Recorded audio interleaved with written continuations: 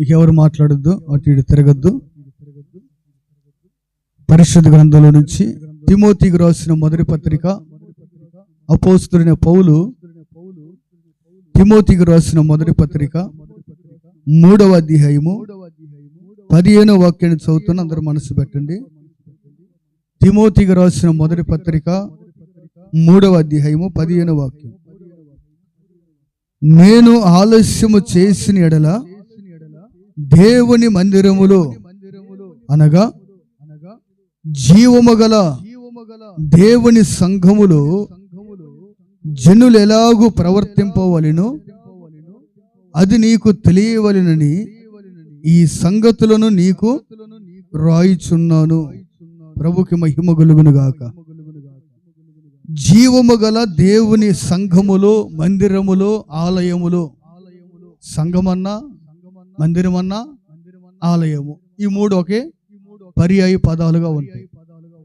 అయితే నా ప్రియ సహోదరి సహోదరులారా, ఈ పూట పరిశుద్ధాత్మ దేవుడు మనం ముందుంచిన ధ్యానాంశం ఏంటంటే, దేవుని ఆలయములో నేను ఎలా ఉండాలి.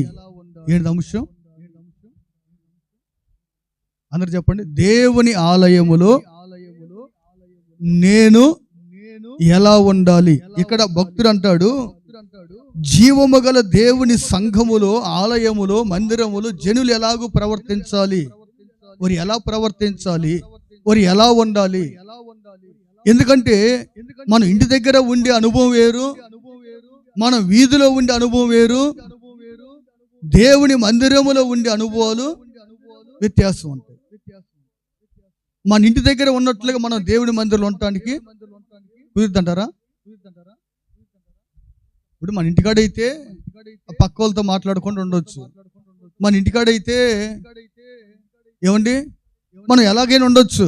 కానీ జీవము గల దేవుని మందిరంలోకి వచ్చిన తర్వాత, దేవుని సంఘములో మనం సమకూడిన తర్వాత, ఆయన ఆలయములో నేను ఎలా ఉండాలి, నేను ఎలా ప్రవర్తించాలి అనేది మనం గుర్తించినప్పుడు, ఆయన ఆలయములో మనం ఎలా ఉండాలో ఆ రీతిగా మనం ఉండగలిగితే, ఆలయములో ఉన్న ప్రతి ఆశీర్వాదాలు తీసుకొని నీవు వెళతావు. దేవుడికి మహిమ కలుగును గాక. హల్లెలూయా. అందుకని నా ప్రియ సహోదరి సహోదరులారా, ఆయన ఆలయములోనికి మనం వచ్చినప్పుడు, ఆయన సన్నిధిలోనికి మనం వచ్చినప్పుడు మనం ఎలా ఉండాలో మనం గుర్తించాలి.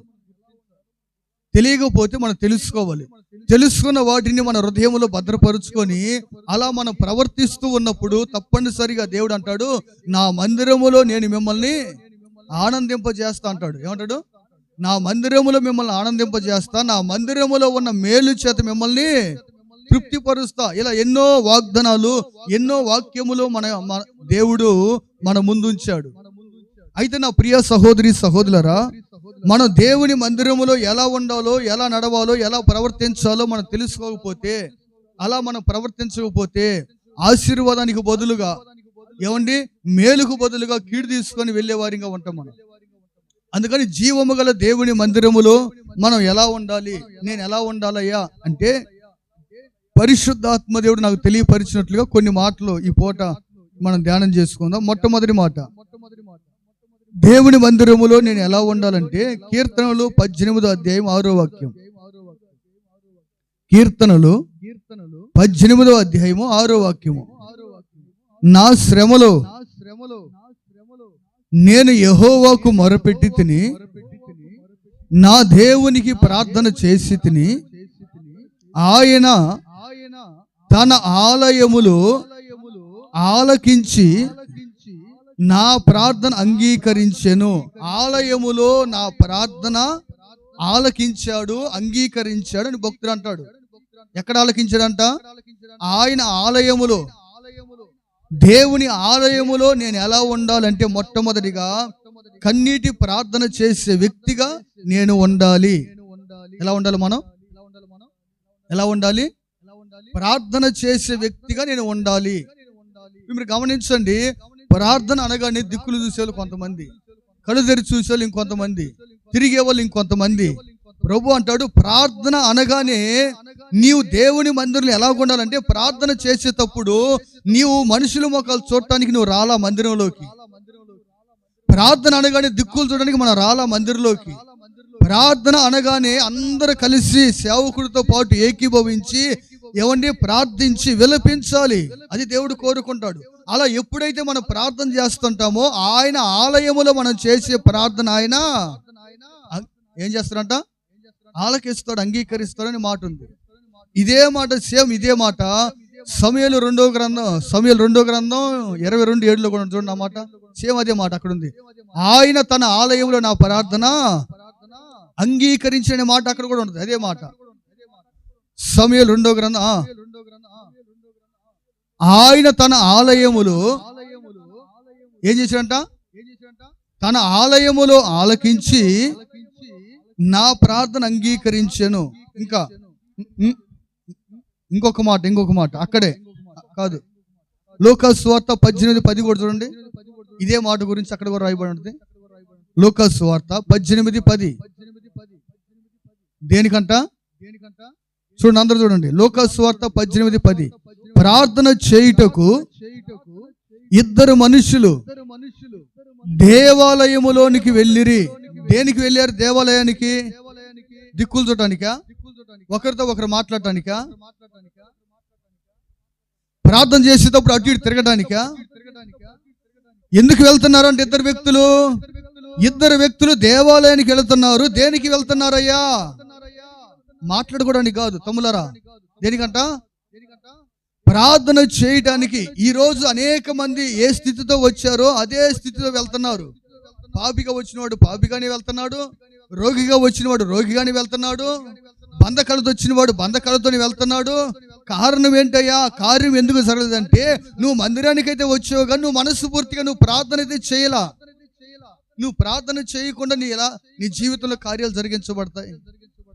ప్రభు అంటాడు, నేను దేవుని ఆలయములో ఎలా ఉండాలి అంటే మొట్టమొదటిగా నేను కన్నీళ్లతో ప్రార్థించే వ్యక్తిగా, మనస్ఫూర్తిగా ప్రార్థించే వ్యక్తిగా నేను దేవుని ఆలయములో ఉండాలి. ఎలా ఉండాలి? మొదటిగా అందరు చెప్పండి, ఎలాగ ఉండాలి?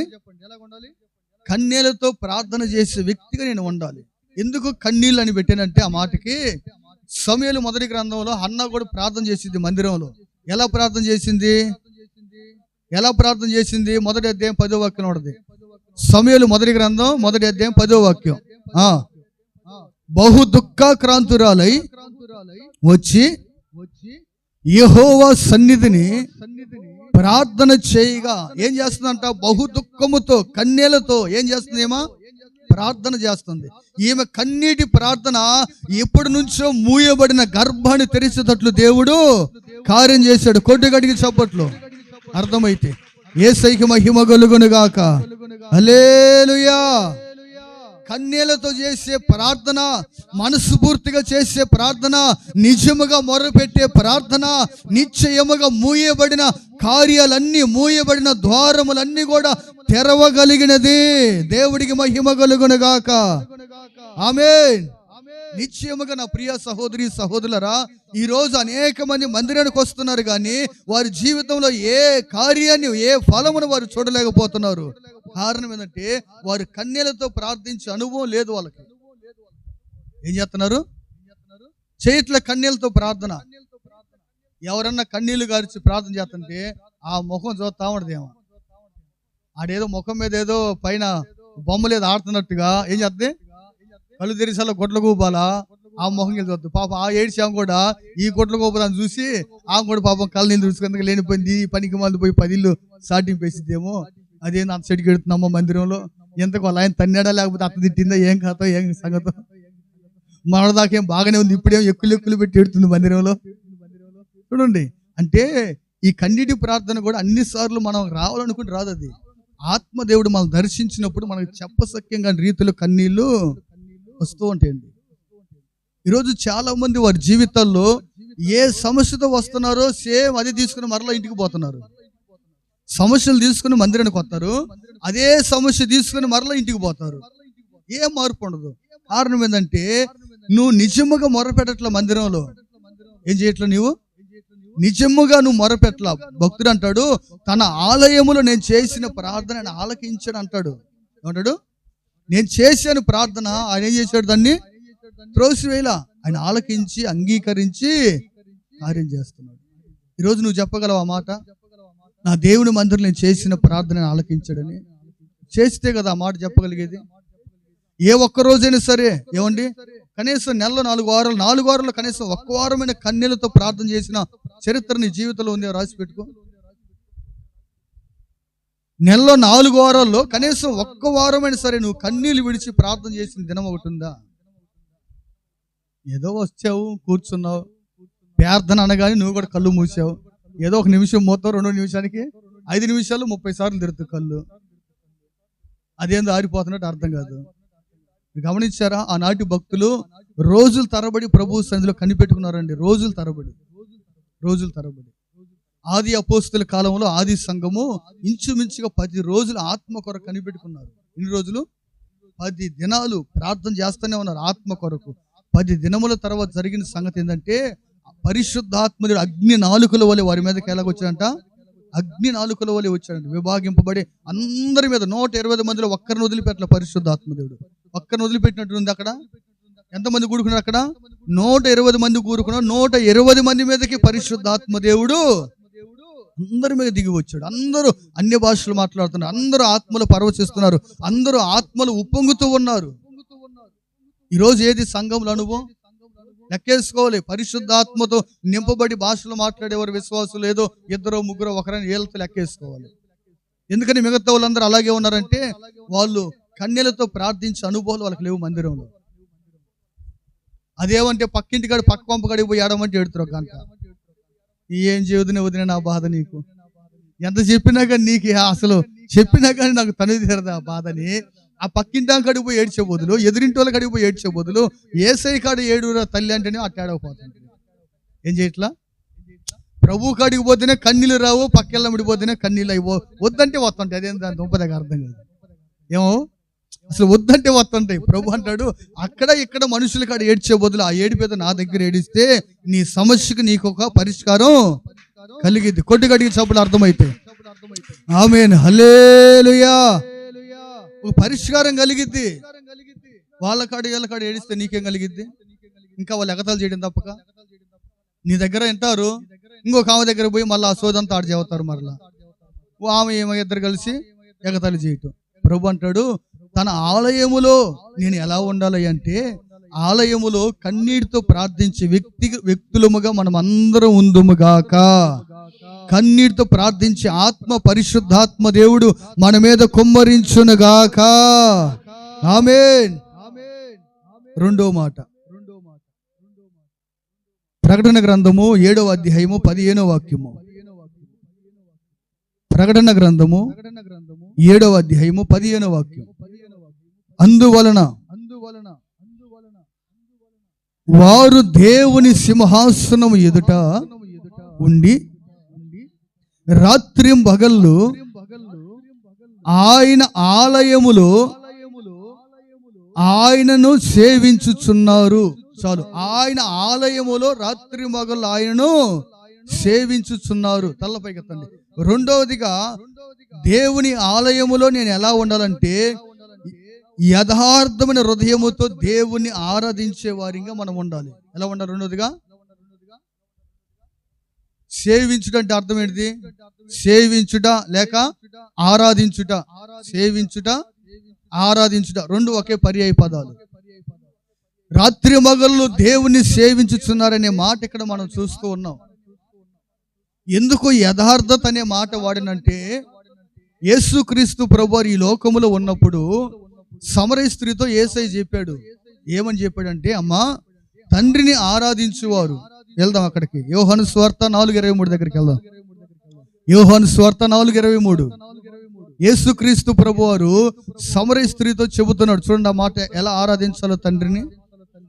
అయితే ఏంటంట, ఏముండాలంటే ఆరాధనలో యథార్థత. ఈనాడు చాలా మంది హృదయాల్లో ఆరాధనలో యథార్థత ఉండదు. ఏదో నటన చేసినట్టు ఆరాధిస్తుంటారు. ఎలాగా? నటనలాగానే ఉండదు. ఆరాధనని మనం పైకి లేచి పాడుతూ ఆరాధిస్తుంటామా? వీరు నోరు తెరవరు, ఏమండి మనస్ఫూర్తి కలిసి పాడరు, కలిసి ఆరాధించరు. ఏదో మేము కూడా ఉన్నాం, కొద్దిసేపు ఆరాధన అంటే కొన్నాం అంతే. ఇక్కడ ఏమంటారంటే చదవండి అన్నమాట. అయితే యథార్థముగా ఆరాధించువారు ఆత్మతోనూ సత్యముతోనూ తండ్రిని ఆరాధించు కాలము వచ్చుచున్నది, ఇప్పుడు వచ్చే ఉన్నది. యేసయ్యకి మహిమ కలుగును గాక. హల్లెలూయా. నా ప్రియ సహోదరి సహోదరులారా, దేవుని ఆలయములో నేను ఎలా ఉండాలంటే దేవుణ్ణి యథార్థముగా ఆరాధించే వ్యక్తిగా నేను ఉండాలి అనాలి. ఎలాగా దేవుణ్ణి యథార్థ హృదయముతో యథార్థముగా ఆరాధించే వ్యక్తిగా నేను ఉండాలి. నేను యథార్థంగా ఆరాధించాలి. కపటముతో కాదు, నటనతో కాదు, వేషధారణతో కాదు. నువ్వు యథార్థముగా ఆరాధిస్తే, నువ్వు యథార్థముగా ఆరాధిస్తూ ఉన్నప్పుడే, సేవిస్తూ ఉన్నప్పుడే ఆత్మ నీ మీద కుమ్మరింపబడింది. ఏమైంది? ఆత్మ నీ మీద కుమ్మరింపబడింది. నీలో ఉన్న లోపాలు చూడ్డు ఆయన, నీలో ఉన్న బలహీనతలు చూడ్డు, నీలో ఉన్న పాపాన్ని చూడ్డు. వీటన్నిటిని నువ్వు యథార్థంగా ఆరాధిస్తూ ఉన్నప్పుడు ఈ కల్మషం అంతా కడిగి వేయబడుతుంటది. ఏమైంది? నాలాంటోడికి ఆత్మనిస్తాడా? నాలాంటోడు ఏమండి యథార్థంగా ఆరాధిస్తే ప్రభు అంగీకరిస్తాడంటే, యథార్థముగా ఎంతటి పాపి ఆరాధించిన దేవుడు అంగీకరిస్తాడు దాన్ని. ఎంతటి పాపములో, ఎంతటి శాపములో, ఎంతటి రోగ రుగ్మతల్లో మనం మగ్గిపోతున్నా, మనం దేవుని ఆలయంలోకి వచ్చిన మనము యథార్థముగా మనం దేవుని ఆరాధించగలిగితే, నీ ఆరాధన ఏమండి, నీ ఆరాధన పల్లకిలోనికి ఆ సర్వోన్నతుడు దిగి వస్తాడు. ప్రభుకి మహిమ కలుగును గాక. నీ ఆరాధన దేవుడికి ఒక పల్లకిగా మారిద్దంట. ఎలా మారిద్ది? ఆరాధన పల్లకిగా. ఆరాధన పల్లకిలోనికి ఎవరు వస్తారు? ప్రభు వచ్చి కూర్చుంటాడు అక్కడ. దేవుడికి మహిమ కలుగును గాక. అసలు ఎంత గొప్పదని తండ్రి, భూమి మీదనే పరలోకములో ఉన్న సర్వోన్నతుడు భూమి మీదకి దిగి వచ్చే అవకాశం అది ఆరాధన అంటే. ఈరోజు ఆరాధన అంటే తెలియట్లే ప్రజలకి. ఆరాధన అంటే ప్రజలకు అర్థం కావట్లా. ఏందో పాట పాడుతున్నారులే, మాకేమవుతుంది, మేము ఆవలించుకుంటూ కూర్చుంటాం. ఆరాధన అంటే నా ప్రియ సహోదరి సహోదరులరా, తండ్రిని కలుసుకునే శుభగడియలండి. ఆరాధన అంటే నీ ఆత్మ దేవుని ఆత్మతో కనెక్ట్ అయ్యే సమయం అదండి. యథార్థంగా మనం ఆరాధించగలిగితే తండ్రిని సంతోష పెట్టగలం. ఆ యథార్థమైన ఆరాధన పల్లకిలోనికి ప్రభు దిగి వస్తాడు. ఆయన హృదయంలోకి దిగి వచ్చాడా? నీవు దేని కొరకు ఆరాటపడుతున్నావు, దేని కొరకు బాధపడుతున్నావు, దేని కొరకు నీ జీవితం కుమిలిపోతుందో వీటన్నిటిని కూడా దేవుడు చూస్తూ ఉంటాడు. దేవుడు గమనిస్తూ ఉంటాడు. గమనించి నీవు ఏ సమస్యలతో బాధింపడుతున్నావో అవన్నీ నువ్వు ఆరాధిస్తున్నప్పుడు నీ గుండెల్లో ఉన్న భారం అంతా కూడా దేవుడు ఏం చేస్తాడు? దాన్ని తొలగిస్తాడు. దేవుడికి మహిమ కలుగును గాక. నువ్వు ఎంత భారముతో, ఎంత బాధతో నువ్వు వచ్చినా నువ్వు యథార్థంగా ఆరాధించగలిగితే ఆయన ఆలయంలో, ఆ యథార్థమైన ఆరాధన ద్వారా దేవుడు నీ జీవితంలో జోక్యం చేసుకొని నీ జీవితంలో తన కార్యాన్ని ప్రభు ప్రారంభిస్తాడు. ఏం చదువుతున్న అంశం అందరికి అర్థమవుతుందా? కొందరికి అర్థమవుతుందా? అందరికి అర్థమవుతుందా? ఏం చదువుతున్నా? దేవుని ఆలయములో నేను ఎలా ఉండాలి? ఎలా ఉండాలి? నేను అందరు కలిసి చదువు. ఎలాగా? కన్నీళ్లతో ప్రార్థన చేసే వ్యక్తిగా నేను ఉండాలి. రెండవదిగా ఎలాగ ఉండాలి? యథార్థముగా దేవుణ్ణి యథార్థముగా ఆరాధించే వ్యక్తిగా నేను ఉండాలి. నేను ఏదో నటనగా ఆరాధించకూడదు, ఏదో వేషధారణగా ఆరాధించకూడదు. నేను ఎలా ఆరాధించాలంటే యథార్థత ఉండాలి ఆరాధనలో. ఏముండాలి ఆరాధనలో? యథార్థత. నువ్వు యథార్థముగా ఆరాధిస్తూ ఉంటే యథార్థవంతుడైన దేవుడు నీ జీవితంలో జరగవలసిన కార్యాలన్నింటినీ కూడా జరిగిస్తూ ఉంటాడు. ప్రభుకి మహిమ కలుగును గాక. ఆమేన్. అందుకని నా ప్రియ సహోదరి సహోదరా, ఇప్పటి వరకు ఒకవేళ కన్నీళ్లతో ప్రార్థన చేయకపోతే ఇక నుంచైనా దేవుని ఆలయంలోకి వచ్చినప్పుడు కన్నీళ్లతో ప్రార్థించే వ్యక్తులుగా మనం మారాలి. రెండోదిగా యథార్థంగా ఆరాధించని వారిగా మనం ఉంటే ఇప్పటి నుంచైనా, ఈ రోజు ఈ ఆరాధన నుంచైనా మనం ఏం చేయాలి? ఇక నుంచైనా యథార్థముగా ఆరాధించే వ్యక్తులుగా మనము మారాలి. ఎందుకంటే యథార్థముగా మనం ఆరాధించకపోతే మనం తండ్రిని కలుసుకోలేము. యథార్థంగా ఆరాధించకపోతే దేవుని ఆత్మతో మనం నింపబడలేము. మన హృదయాలు ఎల్లప్పుడూ ఖాళీగానే ఉంటాయి.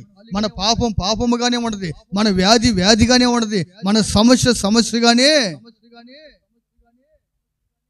ఇక మన దుఃఖ దినములు సమాప్తం కూడా మారవండి, అలాగే ఉంటాయి. కారణం ఏంటంటే మనం యథార్థంగా తండ్రిని ఆరాధించలేకపోయాం. ఈరోజు యథార్థంగా ఆరాధిస్తున్న వారు మాత్రమే దేవుణ్ణి కలుసుకోగలరు. యథార్థంగా ఆరాధించు వారు మాత్రమే వారి సమస్యలకి ఒక పరిష్కారాన్ని పొందుకొని వెళతారు వాళ్ళు వెళ్ళేటప్పుడు. అందుకే ఇద్దరు వ్యక్తులు ప్రార్థన చేసేటప్పుడు ఒకడు నీతిమంతుడిగా పోయాడు, ఒకడు పాపిగానే. ఎందుకని? వాడు కన్నీటితో ప్రార్థన చేయలేకపోయాడు. అందుకనే వాడు ఇద్దరు వచ్చారు, కానీ ఒకడే నీతిమంతుడు అని దేవుడు చెప్పాడు. ఒకడే నీతిమంతుడికి వెళ్ళాడు పోయేటప్పుడు, కానీ ఇంకొకడు ఎలా పోయాడు? పాపిగానే పోయాడు. ఈరోజు చాలా మంది కూడా ఏమంటే పాపిగా వచ్చిన వారు పాపంతోనే పోతున్నారు మరలా అలాగే ఇంటికి. రోగంతో వచ్చినాడు అలాగే పోతున్నాడు మరలా ఇంటికి. ఎందుకంటే ఆ కన్నీటి ప్రార్థన ఉన్నట్ల సంఘంలో దేవుని ఆలయంకి వచ్చిన తర్వాత యథార్థంగా ఆరాధించే ఆ హృదయం ఉన్నట్ల. ఇప్పటి నుంచి అయినా పరిశుద్ధాత్మ దేవుడు యథార్థముగా ఆరాధించే మనస్సు మనకందరికి దయచేయునుగాక. యథార్థముగా తండ్రిని ఆరాధించుదుముగాక. యథార్థమైన మనస్సుతో ఆయన సేవించుదుముగాక. ఆమేన్. ఆరాధించువారు ఎప్పుడు ఏ సమయంలో అయినా ఆయన్ని ఆరాధించవచ్చండి. ఇంకా నువ్వు ప్రార్థన చేసేటప్పుడన్నా ఒక స్థలం కేటాయించుకోవాలి, కూర్చోవాలి, మోకరించాలి, కళ్ళు మూయాలి, ప్రార్థన చేయాలి. కానీ ఆరాధనకి ఇవన్నీ అవసరం లేదు. నువ్వు ఎక్కడ ఉన్నా ఆరాధన చేసుకోవచ్చు. నువ్వు ఏ స్థలములో ఉన్నా నీవు దేవుణ్ణి స్తుతించవచ్చు, ఆరాధించవచ్చు. మీరు గమనించారా? ఏమండి, పౌలును శీలను వాళ్ళని కొట్టి చెరసాల్లో వేశారు. ఎక్కడ వేశారు? చెరసాల్లో వేశారు. కొట్టి, మామూలు కాదు, రాళ్లతో కొట్టి. ఒక్క రాయి దెబ్బ మనకు తగిలింది అనుకోండి, కనీసం వారం ప్రార్థన చేయం. ఎన్ని ఎక్కువ పని లేదు, రాళ్ళు ఒకే ఒక్క రాయి కానీ మనకు కానీ తగిలింది అనుకోండి, ఇక వారం చేయం. కానీ పౌలుకి ఒక రాయి కాదు, అనేక మంది రాళ్లతో చచ్చాడు అన్నట్లు కొట్టారండి. ఇక చచ్చాడు అని ఈడ్చి పక్కన వేశారు పౌల్ని. ఎలా కొట్టారు? ఇక చచ్చిపోయాడు అంటే చెయ్యి ఎట్లేపితే పడిపోతుంది, కాలు ఎట్లేపినా పడిపోతుంది. కానీ ఊపిరి పోయినట్లుగా అయిపోయాడు, పడిపోయాడు. చచ్చిన వాడు పడ్డట్టు పడిపోయాడు పౌలు. అలా పడిపోతే ఈడ్చి పక్కన లాగేశారు ఊరి చివరికి. అలా ఈడ్చి పక్కన వేసిన పౌలు, ఏమండి నా ప్రియ సహోదరి సహోదరా, అలా ఈడ్చి పక్కన వేసి మరలా వాళ్ళు ఏం చేశారు? ఆయన్ని చెరసాలు బట్టి మరలా వదిలిపెట్టాలి అందరితో. మరలా తీసుకెళ్ళి ఎక్కడ చేశారు? జైలు వేసేసారు చెరసాల్లో. ఆ చెరసాలు వేసి అలాగే ఏమైనా ఊరుకున్నారా? మళ్ళా కాళ్ళకి చేతులకి సంఖ్యలు వేశారు. ఎలాగా? కాళ్ళకి చేతులకు సంఖ్యలు వేశారు. అలా కాళ్ళకి చేతులు సంఖ్యలు వేసినా సరే, అలా బంధించబడిన స్థితిలో ఉన్నా సరే, పౌలు శీలలు కలిసి దేవుని సన్నిధానంలో ఆ చెరసాల్లోనే రక్తపు ఏమండి ఆ మడుగుల్లోనే ఆ సంఖ్యల మధ్యలోనే దేవుని అర్ధరాత్రి వేళ, పగలు కూడా కదా, ఎప్పుడది అర్ధరాత్రి వేళ అంట, ఏమండి ప్రార్థన చేస్తూ ఆరాధిస్తూ పాటలు పాడుతూ స్తుతిస్తూ ఉంటే వారికి ఉన్న బంధకాలన్నీ ఊడిపోయాయంట. యేసయ్యకి మహిమ కలుగును గాక. హల్లెలూయా. అర్ధరాత్రి వేళ ఆరాధిస్తూ ఉంటే, అర్ధరాత్రి వేళలో ప్రార్థన చేస్తుంటే చెరసాలు కూడా దేవుని మందిరముగా, వారు దేవుని ఆలయముగా మార్చి దేవుని స్తుతిస్తూ ఉంటే వారి బంధకాలే కాదు, వారి చుట్టూ ఉన్న వారి బంధకాలు కూడా, అందరి బంధకాలు ఊడిపోయాయి. యేసయ్యకి మహిమ కలుగును గాక. ఆరాధన అంత శక్తి ఉంది, ఆరాధన అంత అభిషేకం ఉన్నది. అందుకని అపవాది నిన్ను యథార్థముగా ఆరాధించకుండా చేస్తూ ఉన్నాడు. వాడు నువ్వు ఆరాధించొద్దులే, కూర్చో, నీ కాలు నొప్పులు అయిపోతే నువ్వే నిలబడతావు. నువ్వు వారమంతా పని చేయగలుగుతావు కానీ, వారమంతా ఉద్యోగం చేయగలుగుతావు కానీ, వారమంతా వ్యాపారం చేసుకోగలుగుతావు కానీ, ఒక పావుగంట నిలబడతావు మందిరంలో. ఎంత కష్టం అది. కూర్చో కదలకుండా. అప్ప నీకెందుకు అంత బాధ అప్ప, కూర్చో ప్రశాంతం, కూర్చో హాయిగా. వాడి తిప్పలు వాడు పడతారులే, మన తిప్పలు మనం పడదాం. యథార్థముగా నువ్వు ఆరాధన చేస్తా ఉంటే నీ నొప్పులు ఇడిపోతే అర్థం కాదు, నీ బాధ ఇడిపోతుంది అర్థం కాదు. అసలు నీ హృదయంలో ఉన్న వేదన ఏందో, కలవరం ఏందో, కన్నీళ్ళు ఏందో అసలు నీకే అర్థం కాదు. నువ్వు ఆత్మలో నీలమైపోయి, ఏమండి అసలు ఆ పరవశమే వేరండి. యేసయ్యకి మహిమ కలుగును గాక. అది అనుభవించేవాడికి తెలిసింది, అది చెబితే తీరదు. అది ఎలాగా? అనుభవించే వాళ్ళకి ఆ రుచి ఏంటో తెలిసిద్ది. దేవుడి మహిమ కలుగును గాక. బిర్యానీ వండుకొని తిన్నోడు తెలిసింది దాని రుచి ఏందో. ఏమండి, బిర్యానీ తినకున్నోడికి దాని రుచి ఏందో చెబితే కుదిరిద్దా? చెప్పండి, కుదిరిద్దా? అలాగే మీరు అనుభవిస్తే మీకు కూడా తెలిసిద్ది ఆనందం ఏంటో. మీరు అనుభవించట్లేదు కనుక దాంట్లో ఉన్న ఆనందం మకరందం మీకు తెలియట్లా. అందుకే భక్తున్నాడు, జుంటె దేని దారుల కంటే మధురమైంది ఆయన మాట కదా. ఆరాధిస్తూ ఉన్నప్పుడు ఆయన సన్నిధి ప్రసన్నత నీ మీద తాగుతున్నప్పుడు ఎంత పరవశంగా ఉండదు. పరలోకంలో దేవదూతలకు ఉన్న భాగ్యం భూలోకంలో మనకి ఇచ్చాడే దేవుడు. దేవునికి మహిమగలును గాక. దేవదూతలు పరలోకంలో ఆరాధిస్తూ ఆనందిస్తూ ఉంటే ఈ భూమి మీద మనుషులమైన మనం ఆరాధిస్తూ ఉన్నప్పుడు అక్కడ దేవదూతలు ఏ ఆనందం అయితే అనుభవిస్తున్నారో అదే ఆనందం ఆయన ఆలయంలో మనం అనుభవించే కృప దేవుడు మనకిచ్చాడు. దేవుడికి మహిమగలును గాక. హల్లెలూయా. ఇక నుంచైనా ఎవరు కూడా ఆరాధనని నిర్లక్ష్య పెట్టద్దు. ఆరాధన చేసేటప్పుడు నిర్లక్ష్యంగా ఉండొద్దు. ఏదో పాట పాడుకుంటున్నారా కదా, పాట కాదు పాడుతుంది, దేవుణ్ణి కలుసుకునే శుభగడియలవి. నీ దుఃఖ దినములు సమాప్తమయ్యే శుభగడియలవి. అందుకని దేవుని ఆరాధించుట ఎప్పుడు కూడా తమ్ములారా చెల్లెములారా చిన్నలు పెద్దలు ఎవరు నిర్లక్ష్య పెట్టద్దు. ఆరాధన అనగానే కన్నులు మూయాలి, యథార్థమైన హృదయముతో దేవుని స్తుతిస్తూ ఆరాధిస్తూ ఉండాలి. అటు కృప దేవుడు దయచేయును గాక. హల్లెలూయా. ఎన్ని విషయాలు చెప్పాను? మూడో మాట, ప్రకటన గ్రంథము 3:12. ప్రకటన గ్రంథము 3వ అధ్యాయం 12వ వాక్యం. జయించు వానికి నా దేవుని ఆలయములో ఒక స్తంభముగా చేసేదను. చాలు. మూడవదిగా నేను దేవుని ఆలయములో ఎలా ఉండాలంటే, మూడవది సేవకుడితో కలిసి భారాన్ని మోసే వ్యక్తిగా మనం ఉండాలి. ఎలా ఉండాలి? సేవకుడితో కలిసి భారాన్ని మోసే వ్యక్తి. ఇక్కడ ఏమంటాడంటే దేవుడు, నా ఆలయములో ఒక స్తంభము. స్తంభం అంటే భారాన్ని మోసిద్దా లేకపోతే అది ఊరక కదలకుండా ఉండదంటారా? స్తంభం ఏం చేసిద్ది? ఇప్పుడు స్తంభాలు ఉన్నాయి కదా మందిరానికి, ఈ స్తంభాలు ఏం చేస్తున్నాయి? మోస్తున్నాయా లేకపోతే కదలకుండా ఉన్నాయా? అలాగా ఏం చేస్తున్నాయి? ఈ షెడ్ భారాన్ని ఏం చేస్తున్నాయి? మోస్తున్నాయి. అంటే స్తంభం అంటే దేనికి గుర్తు? మోసే దానికి గుర్తు. స్తంభం అంటే దేనికి పెడతారు? స్తంభాన్ని ఎవరు ఖాళీగా ఉండడానికి పెడతారా? మోయటానికి. ఇప్పుడు ఒక ఇల్లు కట్టాలంటే, ఒక షెడ్ వేయాలంటే 4 పక్కన 4 స్తంభాలు నిలబెడతారు. ఎన్ని నిలబెడతారు? ఈ 4 స్తంభాల మీద ఏమైపోద్ది? పైకప్పు నిలబడిపోయింది. అలాగే ప్రతి ఒక్క విశ్వాసి కూడా మందిరములో ఒక భారాన్ని మోసి ఒక స్తంభముగా ఎలా ఉండాలి? భారాన్ని మోసి ఒక స్తంభముగా మారాలి. యేసయ్యకి మహిమగలుగును గాక. నేను దేవుని ఆలయములో ఎలా ఉండాలంటే సేవకుడితో కలిసి భారాన్ని మోసే వ్యక్తిగా నేను ఉండాలి. ఎలా ఉండాలి? మూడోదిగా భారాన్ని మోసే వ్యక్తిగా. ఎవరితో కలిసి? ఎందుకు ఈ మాట అంటున్నా? సేవకుడితో కలిసి భారాన్ని మోయాలని ఎందుకు అంటున్నానంటే, ఇది నా సొంత మాట కాదు. ఎక్కడుంది ఈ మాట అంటే నిర్గమాకాండం 18:22లోకి వెళ్దాం. చూడండి, నిర్గమాకాండం. మోషేతో పాటు కలిసి కొంతమంది భారాన్ని అక్కడ మోస్తూ ఉన్నారు. వారి గురించి పరిశుద్ధాత్మ దేవుడు రాయించాడు. చూడండి ఆ మాటలు. నిర్గమాకాండం 18వ అధ్యాయము 22వ వాక్యము. వారు ఎల్లప్పుడూ ప్రజలకు న్యాయము తీర్చవలెను. అయితే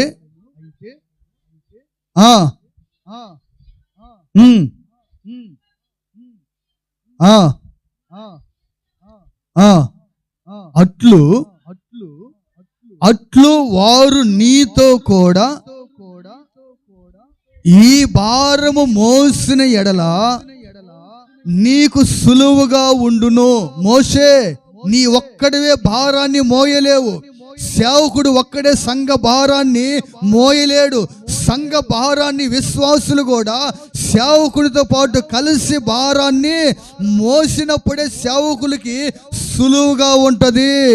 యేసయ్యకి మహిమ కలుగును గాక. ఆమేన్. ఈనాడు భారాన్ని మోసే విశ్వాసులు సంఘములో, ఏ సంఘములో సేవకుడితో పాటు కలిసి భారాన్ని మోసే విశ్వాసులు ఉంటారో ఆ సంఘము నాటికి రోజుకి విస్తరిస్తూనే ఉంటది. యేసయ్యకి మహిమ కలుగును గాక. ఏ సంఘములైతే సేవకుడితో పాటు కలిసి భారాన్ని మోసే విశ్వాసులు ఉండరో ఆ సంఘాలు ఏమైపోతుందో తెలిసినా రోజుకి పలసన పడుతుంటది. ఏమైపోతుంటది? భారం లేదు విశ్వాసులకి, ఒక బాధ్యత లేదు. నేనేదో నా బాధల కోసం మందిరానికి వెళ్తున్నా కానీ నాకెందుకు ఆ భారం? ఆ భారం మీద ఆయన మోసుకుంటాడు. నేనేదో వచ్చానా అలా మాట్లాడాను వెళ్ళిపోయాను, నాకు అంతే. ప్రభు అంటాడు, మోసేది అంటున్నాడు, మోసే నీ ఒక్కడవే మోస్తే ఆ భారం నీవు మోయలేవు. నీతో పాటు కొంతమంది భారాన్ని మోసే విశ్వాసులు నీకు తోడై ఉండాలి. వారు కూడా భారాన్ని మోసినప్పుడు ఆ భారం ఏమైపోయిందంట, నీ కొంచెం సులువైపోయింది. అందుకనే కదా ఆది అపోస్తుల కాలంలో అపోస్తులే వాక్యాన్ని బోధించి ప్రార్థన చేసి ఏమైనా పరిచయం చేయాలంటే భారం అయిపోయింది. అందుకని ఏం చేశారు అపోస్తులు, మందిరంలో ఒక 7గురిని పరిచయం చేయడానికి నియమించారు. ఏం చేశారు చెప్పండి, ఏం చేశారు? ఆది సంఘములో ఒక 7గురిని ఎన్నుకున్నారు. ఎందుకయ్యా అంటే సేవకుల భారాన్ని కొంత మోయటానికి ఒక 7గురు నియమించారు. ఈ 7గురు ఏం చేస్తారు అంటే సేవకుల భారం, వారి మీద ఉన్న భారం కొంత వీరు మోయటానికి వారిని ఎన్నుకున్నారు.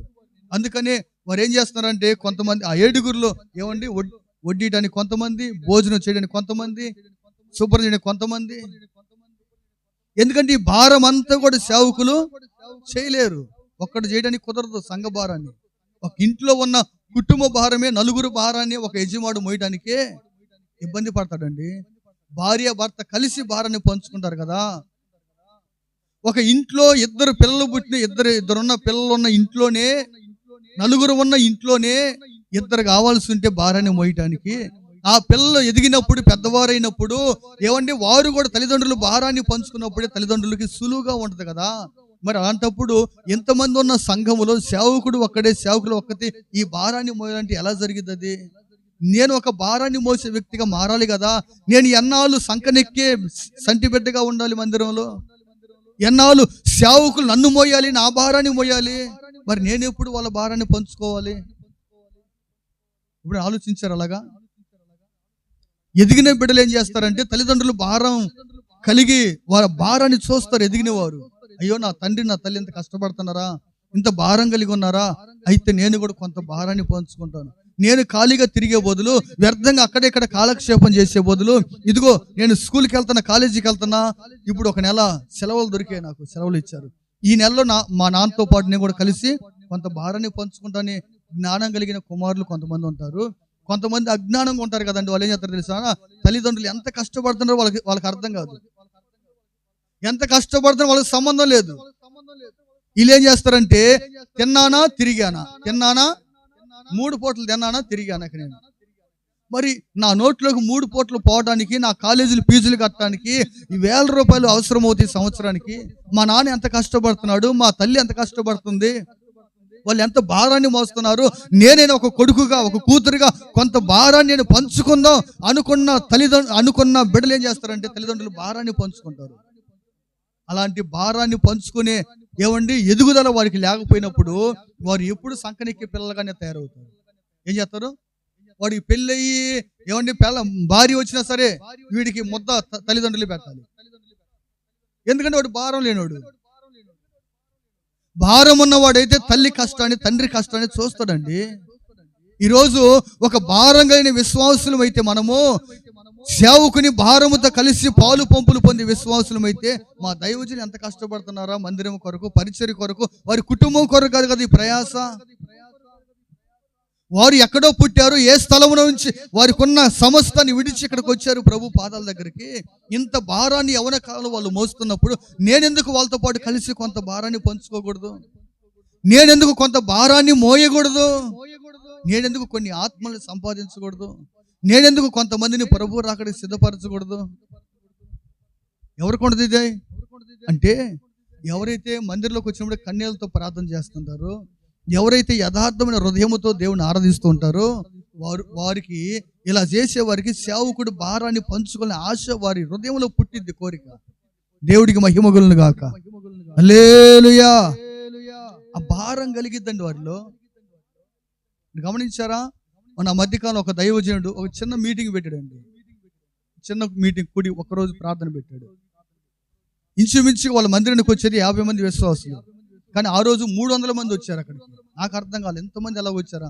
తర్వాత అడిగాను కదా, అయ్యా మీ మందిరానికి ఎంతమంది వస్తారంటే ఒక 50 మంది వస్తారన్నా అన్నాడు. మరి ఎంతమంది వచ్చారండి ఈరోజు అన్నా అంటే, మా విశ్వాసులు అందరూ నేను ఏ కూడికి పెట్టినా సరే వాళ్ళకు భారం అన్నా. ఇది ప్రతి నెల జరిగిద్ది ఈ కూడిక మాకు. అయినా కానీ ప్రతి నెల జరుగుతున్నా కానీ మా విశ్వాసులు ఏ ఒక్కరు మిస్ అవ్వకుండా 50 మంది కనీసం ఒక్కొక్కరు 5గురిని, ఎంతమంది, ఒక 5గురిని లెక్కేసుకుంటారు. ఎలాగైనా సరే మా బంధువులైనా మా స్నేహితులైనా మా వీధిలో వాళ్ళైనా సరే ఒక 5గురిని నీ కూటికి తీసుకుని వెళ్ళాలి. అవసరం వాళ్ళే సొంత ఖర్చులు పెట్టుకొని, వాళ్ళే ఆటోలు పెట్టుకొని, ఆటోలు డబ్బులు పెట్టుకొని తీసుకొస్తారంటండి. దేవుడికి మహిమ కలుగును గాక. అసలు ఎంత పండగ వాతావరణం జరుగుతుందంటే ఆశ్చర్యం అనిపించింది. కారణం ఏంటంటే ఈ 50 మంది సేవకునితో కలిసి భారాన్ని పంచుకుని విశ్వాసులు ఎదిగారు. వాళ్ళు యేసయ్యకి మహిమ కలుగును గాక. అందుకనే సంఘాలు ఉజ్జీవంగా ఉంటాయి. ఈరోజు భారం లేని విశ్వాసులు సేవకునితో కలిసి భారాన్ని పంచుకునే విశ్వాసులు ఏమంటే ఎక్కడ లేకుండా పోతుంటారో ఆ సంఘాలు నిర్జీవం అయిపోతుంటాయి. ఉజ్జీవంగా ఉన్నాయి కూడా ఏమైపోతాయి, ఈ భారం లేని విశ్వాసులను బట్టి ఏమైపోతున్నాయి, ఇవి నిర్జీవం అయిపోతాయి. అంటే జీవం లేని జీవోత్సవంలాగా అయిపోతాయి మందిరాలు. సేవకుడు ఎంత బోధ చేసినా సరే, ఎంత వాక్యం చెప్పినా సరే, ఎంత భారంగా ఉన్నా సరే సేవకుడితో పాటు కలిసి భారాన్ని పంచుకునేవారు లేరు కదా. అందుకని దైవజనులు నలిగిపోతుంటారు. ఆ నలిగిపోవటం వలన దేవుడితో ఎక్కువ సమయాన్ని వారు గడపలేరు. ఎందుకంటే సంకనెక్కే పిల్లలే ఉన్నారు కానీ తండ్రి భారాన్ని మోసే పిల్లలు లేరు కదా మందిరంలో. చూడండి ఆ మాట ఇంకా చక్కగా ఉండదు. 18వ వాక్యం చూడండి, నిర్గమాకాండం 18 అధ్యాయం 18వ వచనం కూడా 18వ అధ్యాయం 18వ వాక్యం. నీవును నీతోనున్న ఈ ప్రజలను నిశ్చయముగా నలిగిపోతారు. ఈ పని నీకు మిక్కిలి భారం. మోషే నీవు నలిగిపోతావు, నీతో పాటు నీ ప్రజలు కూడా నలిగిపోతారు. ఎలాగైతే నీ ఒక్కడవే చేస్తే, నీ ఒక్కడవే భారం కలిగి ఉంటే, నీ ఒక్కడవే భారాన్ని మోస్తే, నీతో పాటు భారాన్ని మోసేవారు లేకపోతే నీవు నలిగిపోవడమే కాదు, నీతో పాటు విశ్వాసులు నలిగిపోతారు. ఏమవుతారు? మేమొక్కరిని నలగటం కాదండి, మాతో పాటు మీరు నలిగిపోతుంటారు. ఎందుకు తెలిసినా, మేము దేవుడితో గడపవలసినంత సమయము మీరు చేసే పని మేము చేస్తున్నాం కనుక మేము నలిగిపోవడమే కాదు, మాతో పాటు ఏమైపోతారు, మీరు కూడా నలిగిపోయే ప్రమాదం ఉండదు. అందుకని నా ప్రియ సహోదరి సహోదరులారా, ప్రతి ఒక్క విశ్వాసి మందిరం, నేను దేవుని ఆలయములో సేవకునితో పాటు నేను ఒక స్తంభముగా, ఒక భారాన్ని మోసే వ్యక్తిగా నేను మారాలి. దేవుడికి మహిమ కలుగును గాక. ఎలా ఉండాలి మందిరంలో, ఎలా ఉండాలి ఆలయంలో? నేను ఒక భారాన్ని మోసే వ్యక్తిగా, నేను కొంత భారాన్ని మోసే వ్యక్తిగా నేను మారాలి. దైవజనుడు ఒక్కడే కాదు, వారు ఎందుకు మోయాలి ఈ భారాన్ని అంతటిని? నేను కొంత పంచుకొని నేను కూడా ఈ భారాన్ని మోయాలి. యేసయ్యకి మహిమ కలుగును గాక. నేను అర్థమవుతుందా? ఎక్కుతుందంటారా నేను మైండ్కి? ఏం చదువుతాను అంశం?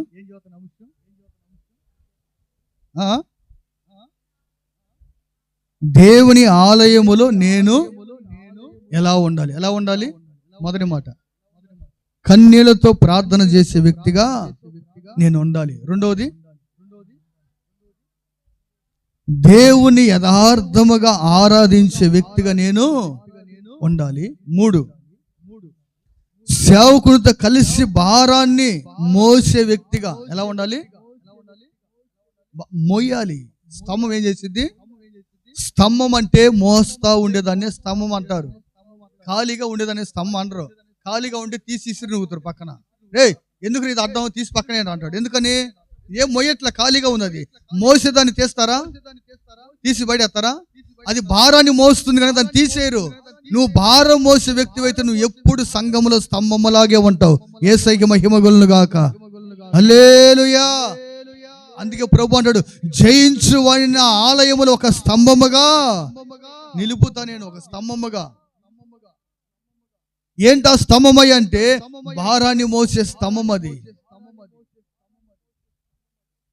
అలాంటి స్తంభముగా సేవకునితో పాటు కలిసి భారాన్ని పంచుకునే వ్యక్తులుగా పరిశుద్ధాత్మ దేవుడు మనలందరినీ కూడా మార్చునుగాక. ఆమేన్. ఏ ఒక్కరు భారం లేని వారిగా, బాధ్యత లేని వారిగా సంఘంలో మనం ప్రవర్తించకూడదు. అలా ప్రవర్తిస్తున్నావంటే నీ జీవితం దేవునికి దూరం అయిపోతుందని గమనించు.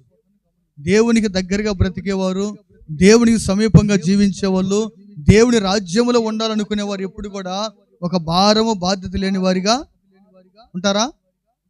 ఉండరు వాళ్ళు. అలా ఎవరు ఉంటారు అంటే భారం లేని వాళ్ళు ఉంటారు. భారాన్ని మోసేవారు ఎప్పటికీ అలాగ ఉండరు. అందుకని నా ప్రియ సహోదరి సహోదరులు ఒకటే మనం గమనించాలి, మందిరంలో ఏది జరుగుతున్నా ఇది నాది అనుకునే మనసు మనకు రావాలి. ఏంటిదా మనసు? ఏంటిది ఇది? ఈ మందిరము నాది, ఈ మందిరం నాది, ఈ మందిరంలో జరిగే ప్రతి కార్యం అది నా ఇంట్లో జరుగుతున్న కార్యం, ఇది నా బాధ్యత. నేను ఎలా సహాయపడగలను? ఆర్థికంగా సహాయపడగలనా? ఆత్మీయంగా సహాయపడగలనా? ఏమంటే ప్రార్థనా పూర్వకంగా సహాయపడగలనా? పరిచర్యపూర్వకంగా సహాయపడగలనా? నువ్వు ఎలా సహాయపడగలవో నీ ఇంట్లో పనికి, ఇది నా దేవుని ఇంట్లో పని, నేను ఎలా సహాయపడగలను, ఎలా భారాన్ని మోయగలను నువ్వు ఆలోచించాలి. నీకు ఏది చేతనైతే, ఏ భారాన్ని మోయగలవో ఆ భారాన్ని మోయి. నువ్వు మోయలేని భారం ఏం దేవుడు నీ మీద ఏం పెట్టట్లా, నువ్వు మోయగలిగిన భారమే. ఏమండి, నువ్వు ఆర్థికంగా సహాయం చేసే శక్తి ఉంటే సహాయం చేయి. ఆ శక్తి లేదా, ఒకవేళ ప్రార్థించే శక్తి నీకుందా, అయితే ఈరోజు ఈ కూడిక జరుగుతుంది కదా సాయంత్రం, నేను ఈరోజు పగలే ఉపవాసం మందిరంలోకి వెళ్ళిపోయి ప్రార్థన చేయాలి. ఆ భారాన్ని పంచుకో. 1వ తేదీ వస్తుంది, ప్రార్థన జరిగింది సాయంత్రం ప్రార్థన జరుగుతుంది కదా, మరి నేను పగలు ఉపవాసం ఉండి నేను ఆ కూటి కొరకు నేనే సహాయపడలేను కదా. నా భారం ఏంటంటే కొంత నేను ప్రార్థన భారాన్ని పంచుకుంటా. నేను పగలు మందిరంలోకి వెళ్ళిపోయి ప్రార్థన చేస్తా ఉపవాసం ఉండి, అలా పంచుకో. ఒకవేళ పరిచర్య చేసే ఏమైనా భారం ఉందా, అయితే పరిచర్యను పంచుకో. ఇట్లా నువ్వు ఏది చేయగలవో, ఏ భారాన్ని మోయగలవో నీకు తెలుసు. నీ సామర్థ్యం ఏంటో నీకు తెలుసు కనుక నీ సామర్థ్యాన్ని బట్టి నువ్వు ఏ భారాన్ని మోయగలవో దాన్ని ఎన్నుకో. యేసయ్యకి మహిమ కలుగును గాక. దాన్ని కంటిన్యూ చేయి. ఏదో చెప్పిన 1 రోజు 2 రోజులు కాదు. మొన్న మధ్యకాలంలో చెప్పాను బౌద్ధుని అడగమని, దీని 90 పోటీలు పడ్డారు. 3 వారాలు ముచ్చటగా మురిపించారు. 4వ వారం ఎక్కలేదు, వారం. నేను అంటాను, చెప్పినప్పుడు గాలి ఇప్పుడు అది కదా బెలూను, గాలి కొట్టినప్పుడే బాగా ఉబ్బిద్ది, పోతే ఏమైపోయింది? వాక్యం చెప్పినప్పుడే బాగా ఉబ్బుతూ ఉంటారు మనోళ్ళు, ఉబ్బి తబ్బిబ్బైపోతుంటారు. దీని దుంపల దాకా ఏం అర్థం కాదు. ఈ గాలి 2-3 వారాలకు ఏమైపోయింది? మరలా చల్లగా దిగిపోయింది. చెప్పినప్పుడు సీపుర్లు ఖాళీగా ఉండవు, అందరూ ఊడ్చేవాళ్ళే. 3 వారాలు అయిపోయింది అనుకో, ఆ కాసుతో పోయింది, అది ఆ గాలి పోయిందిగా, అన్ని ఖాళీగానే ఉంటాయి. అప్పుడు సీపుర్లు ఖాళీగానే ఉంటాయి, షాట్లు ఖాళీగానే ఉంటాయి, అన్ని ఖాళీగానే ఉంటాయి. ప్రభు అంటాడు, మనం ఎన్నది 1 వారానికో 2 వారాలకో 3 వారాలకో నెలకో కాదండి, జీవిత కాలం అంతా పాటించడానికి. యేసయ్యకి మహిమ కలుగును గాక. ఎంత అంటది? 1 వారమో 2 వారాలు, 1 నెలకు కాదు పరిమితం. నీ జీవిత కాలం అంతా పాటించడానికి, జీవితకాలం అంతా గుర్తు పెట్టుకోవడానికి, హృదయంలో భద్రపరుచుకునే మాటలు అని పాటించాలి. అందుకే ప్రభు అంటాడు, సేవకుడితో పాటు కలిసి భారాన్ని మోసే కృప పరిశుద్ధాత్మడు అందరికీ దయచేయును గాక. ఆమేన్. 4వ మాట కీర్తనలో 52:8. కీర్తనలో 52:8. కీర్తనలో 52:8. నేనైతే దేవుని మందిరములు పచ్చని ఒలీవ చెట్టు వలె ఉన్నాను. ఎలా అంట? భక్తుడు ఏమంటాడు దావీదు? నేనైతే దేవుని మందిరములో పచ్చని, ఏ చెట్టు? ఎండిపోయిన చెట్ట, పచ్చని చెట్ట? ఎండిపోయిందంటే ఎదుగు బొదుగు లేని చెట్టు ఎండిపోయింది. పచ్చని చెట్టు ఎదుగుతా ఉంటుందా లేకపోతే అట్టే ఉంటుంది? చెప్పాలి ఎట్లా ఉంటుంది అంటే, 4వదిగా నా ప్రియ సహోదరి సహోదరా, నేను దేవుని ఆలయములు పచ్చని ఒలీవ చెట్టు వలె ఉండాలి. ఎలా ఉండాలి? పచ్చని ఒలీవ చెట్టు అంటే, ఒలీవ చెట్టు, పచ్చని ఒలీవ చెట్టు, ఇది దేవుడికి ఉపయోగపడింది, మనుషులకు ఉపయోగపడింది. ఏమైంది? ఈ చెట్టు పెత్తనాన్ని కోరుకోదు, ఈ చెట్టు అధికారాన్ని కోరుకోదు, ఈ చెట్టు నేను గొప్పదాన్ని అనుకోదు. ఈ చెట్టు, ఒలీవ చెట్టుకున్న అనుభవం ఏంటంటే, దానికి ఉన్న మనసు ఏంటంటే, ఒలీవ చెట్టుకి అది ఒకటే పదే పదే కోరుకుని దేవుని అంటే, నేను దేవునికి ఉపయోగపడాలి, సేమ్ టైం మనుషులకు ఉపయోగపడాలి, దేవునికి ఉపయోగపడాలి, మనుషులకు ఉపయోగపడాలి.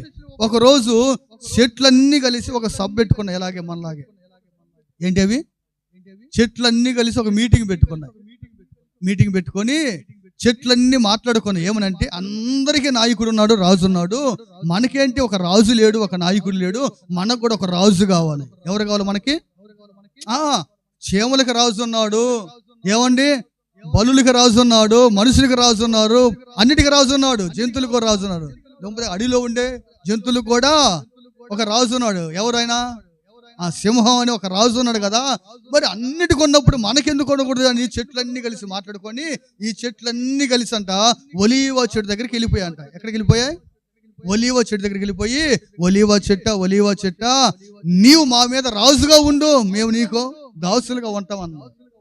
అయితే ఒలీవ చెట్టు ప్లేస్లో మనం ఉంటే ఏమంటాం? అబ్బా నన్ను రాజుగా నాకు ఎప్పుడెప్పుడు అవకాశం వచ్చిందని ఎదురు చూస్తున్నా, ఈ అవకాశం దొరకనే ఎన్నాళ్ళు ఉన్నాను, అవకాశం దొరికితే వదిలిపెడతానా?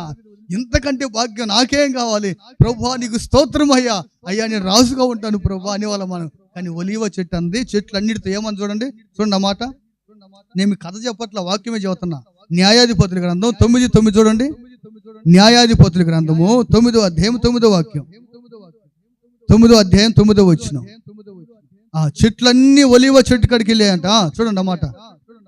అయినట మమ్మును ఏలుమని ఎవరిని అడిగాంట? చెట్లు పోయి ఒలీవ చెట్టును అడగగా, ఒలీవ చెట్టు ఏంటంట? దేవునిని మానవులను దేని వలన నరులు సన్మానించుదురు, నా తైలము ఇయ్యక మాని చెట్ల మీద రాజునయుండి ఇటు అటు ఊగుటకు నేను వచ్చేదనా? నేను తైలం ఇవ్వాలి, అభిషేకించడానికి ప్రజల్ని నేను తైలాన్ని నాలో నుంచి రావాలి ఒలీవ తైలముతో. ఎలా అభిషేకించేది? రాజుల్ని తైలం పోసి, యాజకుల్ని ఏమండి రాజుల్ని అభిషేకిస్తారు ఒలీవ తైలముతో. ఒలీవ చెట్టు అంటుంది, చెట్లన్నీ పోయి అడుగుతున్నాయి అంట, ఒలీవ చెట్ట మాకు నాయకుడిగా ఉండు, మాకు రాజుగా ఉండే అంటే. అప్పుడు ఒలీవ చెట్టు అంటుంది, దేవునికి మానవులకి ఉపయోగపడిన తైలం ఇక ఏమి ఇక నేను తైలాన్ని ఇవ్వక ఇటు అటు తిరగడానికి, ఇటు అటు అధికారం పెత్తనాలు చేయడానికి నేను రావాలా? నాకు వద్దమ్మా ఈ పెత్తనాలు ఏంటో. నేను దేవుని మందిరంలో ఒక పచ్చని ఒలీవ చెట్టులాగా ఇలాగే నా బ్రతుకు జాలిక. నేను దేవుని మందిరంలో ఎదుగుతూ, దేవునికి ఉపయోగపడుతూ, ఇటు మనుషులకి ఉపయోగపడుతూ, ఇటు దేవుడిని సంతోషపెడుతూ, ఇటు మనుషుల్ని సంతోషపెడుతూ నా జీవితాన్ని ఇలా గడుపుకుంటాను. నన్ను రాజుగా నాయకుడిగా ఉండమని మీరు అడగద్దు, నేను ఉండొద్దు. నాకు వద్దు ఈ పెత్తనాలు ఏంటో. ఆ పెత్తనాలు ఏంటో మీరే పడండి, ఆ తిప్పలేందు మీరే పడండి. నేను రాజుగా ఉండొద్దు, నేను నాయకునిగా ఉండొద్దు. ఎందుకంటే నాలో నుంచి తైలం రావాలి బయటికి. ఏ రావాలి? నాలో ఉన్న తైలం రావాలి. నేను రాజుగా ఉంటే కుదరదు, నేను నాయకునిగా ఉంటే కుదరదు, నేను నాయకునిగా ఉంటే ఎదగలేను. అవన్నీ నాకొద్దు. నేను ఒక పచ్చని చెట్టుగా ఇలా బ్రతుకుతాను మందిరంలో. నా దేవుని మందిరంలో నేను పచ్చని చెట్టు వల్ల ఎదుగుతూ ఎదుగుతూ ఎదుగుతూ ఇదిగో నేను ఎదిగే కొలది నాలో ఉన్న ఆ తైలము మనుషులకి ఇస్తూ, ఇటు మానవులకి ఇటు దేవుడికి ఉపయోగపడతా చాలు ఈ జీవితం నాకు అంటుంది. ఎంత ఎంత ఏమంటే ఉన్నతమైన అనుభవం ఉందో చూడండి ఒలీవ చెట్లు. యేసయ్యకి మహిమ కలుగును గాక. ఈరోజు ప్రతి విశ్వాసి కూడా దేవుని మందిరంలో ఒక పచ్చని ఒలీవ చెట్టు వలె అటు దేవునికి ఉపయోగపడాలి, ఇటు తోటి విశ్వాసులకి ఉపయోగపడే ఒక వ్యక్తిగా మారాలండి. ఈరోజు వస్తున్నావు మందిరానికి, కనీసం నీ తోటి వారిని కూడా పలకరించకుండా వెళ్ళిపోతుంటావు. వస్తుంటావు మందిరానికి, కనీసం ఒకరు కూడా వందనాలు చెప్పుకొని వెళ్ళిపోతుంటావు. అదే నా జీవితం అంటే, విశ్వాస జీవితం అంటే. ఆలోచించండి. ఈరోజు చాలా మందికి కనీసం మందిలో ఒక్క 10 మంది పేర్లు కూడా తెలియవు. దేవుని లేఖనం ఏంటి తెలిసిన? ఒకరి కొరకు ఒకరు మనం ప్రార్థన చేసుకోవాలి కదా. ఒకరి కష్ట సుఖాలు ఒకరు పాలు పంపులు పొందాలి కదా. అలా పొందాలంటే నువ్వేం చేయాలి? నువ్వు ఎదుగుతూ ఉంటే, పచ్చని చెట్టు వల్ల ఎదుగుతూ ఉంటే నువ్వు ఉపయోగపడుతుంటావు.